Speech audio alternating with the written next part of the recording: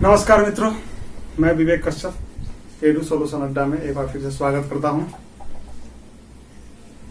देखिए, एग्जाम तो होगा ही, स्टेट का एग्जाम एक्सटेंशन का कोई उपाय नहीं है। नीतीश बाबू को दोबारा ही मुख्यमंत्री बनने का मन तो है ही ना, और उससे अगर आगे एग्जाम एक्सटेंड होता है तो एग्जाम नहीं हो पाएगा। कारण हो सकता है कि चुनाव तक का प्रक्रिया तब तक शुरू हो जाएगा, इसलिए एग्जाम का डेट अनाउंस हो गया है। एग्जाम उसी डेट पर होगी। आप लोग पढ़ाई जारी रखिए। सेल्फ स्टडी बहुत जरूरी चीज है, स्व अध्ययन। इस मतलब बिल्कुल यह नहीं सोचिए कि ऐसा कुछ होगा कि एग्जाम डेट एक्सटेंड कर जाएगा। एकदम स्व अध्ययन शुरू कीजिए। पहले से भी किताब बुक वगैरह प्रैक्टिस वगैरह बने होंगे, खरीदे होंगे, उसको बनाइए, अच्छा से बनाइए, समझ कर बनाइए। जहां तक हो रहा है मैं आपका साथ दे रहा हूं। मैं कोशिश करूंगा आपके इस कठिन परिश्रम में एक छोटा सा सहभागी बनने की मैं कोशिश करूंगा। चलिए, इसलिए और आज का जो टॉपिक होगा वह होगा बहुपद का। ठीक है, बहुपद। तो बहुपद की बात करेंगे हम। बहुपद, कुछ लोगों का शिकायत था, बोल्ड मारकर बोल रही है, नया था इसलिए। बहुपद, बहु मतलब होता है बहुत सारा, बहुत, पद मतलब पद हो गया। अब क्या होता है इसमें, अब बहुपद के बारे में विशेष रूप से समझने के लिए हमें सबसे पहले बीजीय व्यंजक को समझना होगा। क्या? बीजीय व्यंजक, अलजेब्रिक एक्सप्रेशन। ठीक है, अब इसमें जैसे मान इसका एक छोटा सा एग्जाम्पल कुछ लेते हैं। क्लास 8th में ये सब पढ़े थे, जो सीटेट का जो एग्जाम दिए होंगे उन लोगों ये सब चीज पढ़े होंगे, या फिर मतलब ऐसे मैथ्स के स्टूडेंट है तो इससे दूर तो होंगे नहीं। इसके बारे में जाने को थोड़ा सा रिवाइंड की जरूरत है बीजीय व्यंजक के बारे में। जैसे अगर x² प्लस 5x प्लस 3, उसके बाद में अगर हो जाए 1/x² plus 2x plus 3x square जो भी है, उसके बाद में अगर हो जाए कि x के पावर 5, x के पावर 5/2 प्लस x के पावर 3/2 प्लस x के पावर अगर मान लेते हैं यहां पर हो जाए √x plus x plus 1, √x plus 5। अब ये तरह के बीजीय व्यंजक रहते हैं।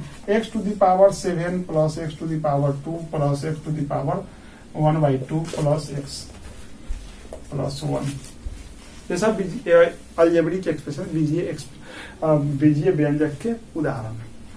अब इसमें क्या होता है, अब इसमें सबसे बड़ी चीज तो या इसमें मान लीजिए कि पहला समीकरण में एक में x के पावर 2 है, x के पावर 1 है, और यहाँ पर अगर 3 है, इसका मतलब है कि x टू दी पावर 0 है। तो किसी भी संख्या में पावर 0 हो तो उसका वैल्यू 1 होता है। तो 3 into x to the power 0 equal to 3 into 1 equal to 3, यानी 3 हो जाएगा। बात समझ आ गई? इससे पहले दो चीज समझना जरूरी है कि चर और अचर। चर और अचर। चर क्या होता है, चर होता है, और अचर क्या होता है। तो अचर का पहले समझ लेते हैं। जैसे जो भी दशमिक पत्ती का जो नंबर है, 2, 3, 5, 7 जो भी है, 5, 7, 9, 11 जो भी है, सब अचर है। मतलब यह 2 का मान हमेशा 2 रहेगा, 3 का मान हमेशा 3 रहेगा, 5 का मान हमेशा 5 रहेगा। लेकिन x, y, z जो भी कुछ है, ये सब का मान क्या होगा, हमेशा बदलते रहेगा। समीकरण के आधार पर, व्यंजक के आधार पर हमेशा चेंज होते रहता है। इसलिए इसको कहा जाता है चर। चर अंग्रेजी वर्ड होता है वेरिएबल, यानी वेरी करता रहेगा मान इसका। इसका होता है कांस्टेंट, यानी नियत रहेगा, स्थिर रहेगा मान, जितना मान है उतना ही मान रहेगा। ठीक है, चलो तो समझ गए। अब बात आती है कि बीजीय व्यंजक पर। बीजीय व्यंजक पर जब हम चर्चा करेंगे तो क्या हुआ कि x² प्लस 5x प्लस 3 है। तो यह भी एक बीजीय व्यंजक है, यह भी एक बीजीय व्यंजक है, यह भी एक बीजीय व्यंजक है, यह भी एक बीजीय व्यंजक है, यह भी एक बीजीय व्यंजक है, सब है।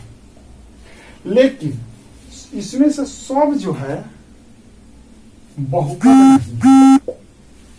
बहुपद के पहले हम परिभाषा देख लेते हैं। ठीक है, बहुपद का पहले परिभाषा देते हैं।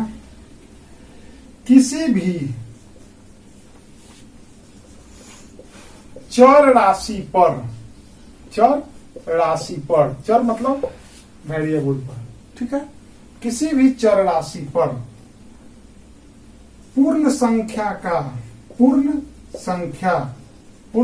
मतलब होल नंबर कौन कौन होता है, 0 1 2 कहां तक, अनंत तक, पूर्ण संख्या का घात हो, वह क्या हो कहलाएगा, बहुपद कहलाएगा, बहुपद कहलाता है।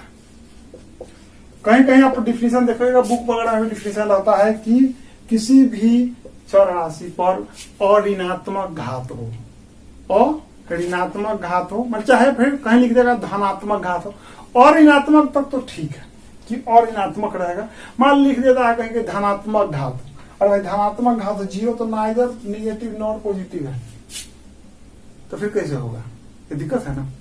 इसलिए हम कह दिए कि पूर्ण संख्या का घात हो, अपने स्तर से पूर्ण संख्या का घात हो, तो यह क्या कहलाएगा, बहुपद कहलाएगा। अब इसका स्टैंडर्ड फॉर्म जो होता है वह होता है a0 x to the power 0 plus a1 x to the power 1 plus a2 x to the power 2 an x to the power n, जहां n बराबर क्या होता है, वेयर n इक्वल टू होगा ऋणात्मक ऋणात्मक नहीं होना चाहिए, मतलब क्या हुआ कि यह पूर्ण संख्या होना चाहिए, पूर्ण संख्या का सदस्य, पूर्ण संख्या का सदस्य होना चाहिए, कोई भी हो, 0 हो 1 हो 2 हो 3 हो 4 हो, जो भी कुछ हो, पूर्ण संख्या का सदस्य होना चाहिए, ठीक है। अब प्रश्न उठता है कि क्या सभी बीजीय व्यंजक बहुपद हो सकता है, चेक कर लेते हैं, क्योंकि प्रत्यक्ष के सामने प्रमाण की आवश्यकता नहीं पड़ती, प्रत्यक्ष यहाँ पर देखिए। अब इसमें तो क्या हुआ, इसका x टू द पावर 2 है, x टू द पावर 1 है, x टू द पावर 3 है, इसको कहा जाएगा क्या, x के पावर, मतलब यह कहेगा 2 घात का बहुपद, 2 घात का बहुपद या बीजीय व्यंजक, 2 घात का बीजीय व्यंजक, 2 घात का बीजीय व्यंजक। अब 2 घात का बीजीय व्यंजक है, इसलिए यह बहुपद भी हुआ, क्योंकि इसके पावर 2 है, यहाँ 1 है, यहाँ 0 है, यह बहुपद हो सकता है। लेकिन यहां पर देखिए, इसको हम क्या कहेंगे, इसको थोड़ा सा और एक्सपांड कीजिए, इसका हो जाएगा x to the power -2 plus 2x plus 3x square, हो गया, x to the power -2 plus 2x plus 3x square. अब देखिए, किसी भी संख्या के पावर अगर -2 है, इसका वैल्यू 1/x स्क्वायर होता है, किसी संख्या का पावर अगर -1 है तो 1/x हो जाएगा, ठीक है। अब यहां तो है ऋणात्मक, तो लेना है नहीं, ये तो ठीक है, ये ठीक है। अब बताइए, इसी से यह मतलब आप देखिए, इस अलजेब्रिक एक्सप्रेशन बीजीय व्यंजक से यह स्पष्ट क्या हुआ, घर में अगर एगो नालायक लड़कियां हो जाए ना, तो पूरा घर के बदनाम करके रख देता है, पूरा घर में बहुत संस्कारी, सारे लोग संस्कारी है, एगो गड़बड़ निकलेगा पूरा बर्बाद, पूरा घर में ना उसके माँ कहीं बोलने के लायक रहेंगे, ना बाप पिताजी बोलने के रहेंगे, ना दादाजी ना दादी, कोई नहीं, पूरा घर बर्बाद। इसलिए अच्छा है, तो वही यहां पर भी हुआ है, एगो माइनस ये लग गया, खाली एगो -2 घात वाला आ गया, इससे कारण क्या हुआ कि यह अलजेब्रिक एक्सप्रेशन तो है, बीजीय व्यंजक तो है, लेकिन बहुपद ये नहीं बन सकता है, क्योंकि बहुपद के लिए कंडीशन ही है कि ऋणात्मक मान होना चाहिए, यानी मतलब पूर्ण संख्या का पावर होता है, यह भी नहीं होगा। यह क्या है, इसका मतलब क्या होता है, इसका मतलब यही होता है, अब x टू द पावर, अब 5/2 पूर्ण संख्या में आता है, नहीं आता है, क्योंकि 5/2 का क्या हुआ 5x स्क्वायर, अभी यह तो आता नहीं है, तो यह अभी नहीं होगा। जब अब इसी से यह प्राप्त क्या हुआ कि सभी बीजीय व्यंजक बहुपद नहीं हो सकता, सही बीजीय व्यंजक क्या हो सकता है, बहुपद नहीं हो सकता, ठीक है। और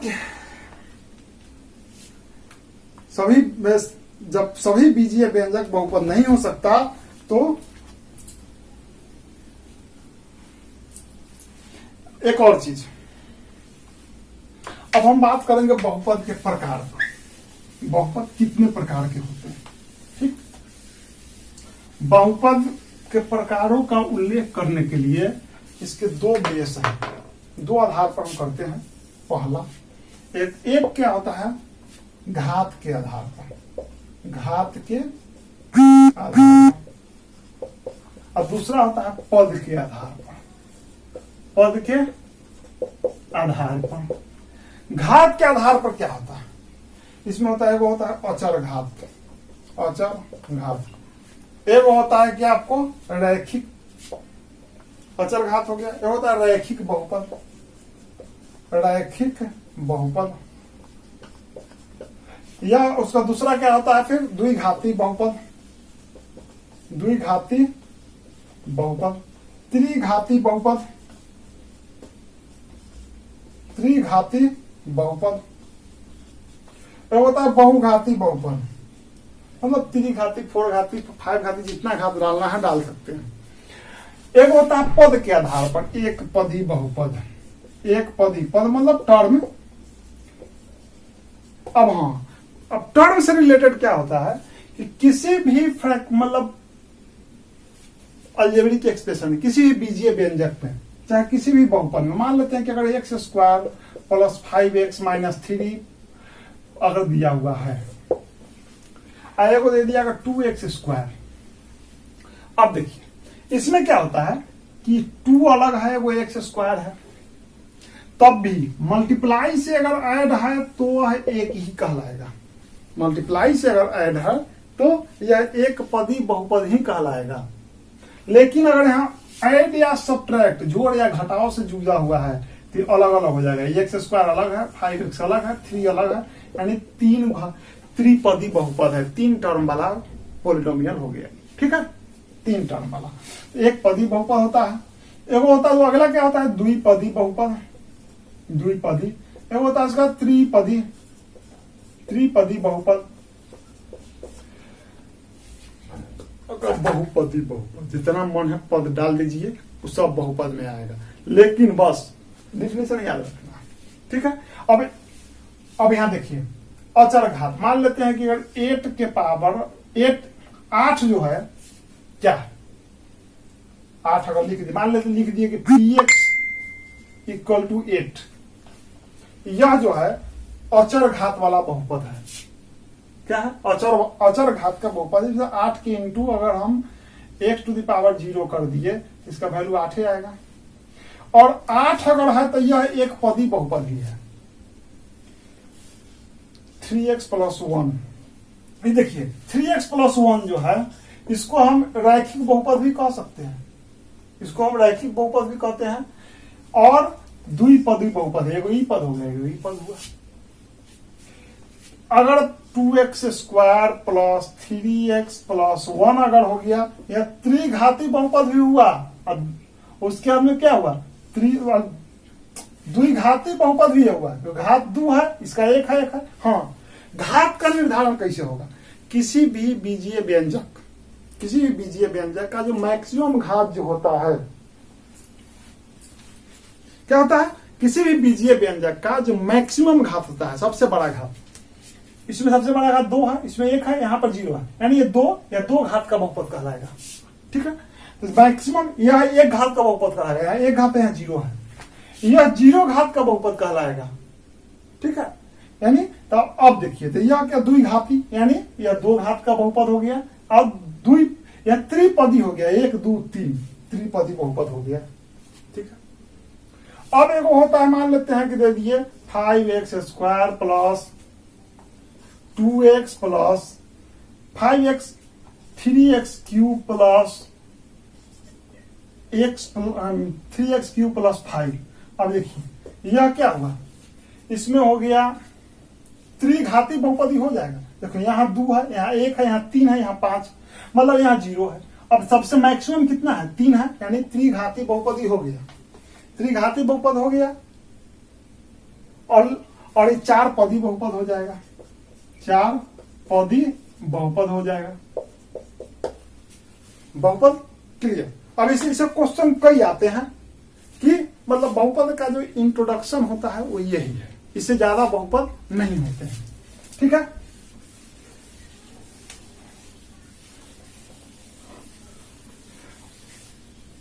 जो 9th क्लास में पढ़ना है, अब 9th क्लास में इतना ही पढ़ना है। इसके अलावा क्या कीजिएगा आप कि अलजेब्रा का फॉर्मूला याद कर लीजिएगा, ए स्क्वायर ए प्लस बी के होल स्क्वायर ए माइनस बी के होल स्क्वायर ए स्क्वायर प्लस बी स्क्वायर ए स्क्वायर माइनस बी स्क्वायर का फॉर्मूला जो है अलजेब्रा का फॉर्मूला कहीं भी किसी बुक में मिल जाएगा, उसको लिख करके मतलब टाइम मतलब बिल्कुल इसको देख लीजिएगा, उसमें कुछ विशेष नहीं करना है।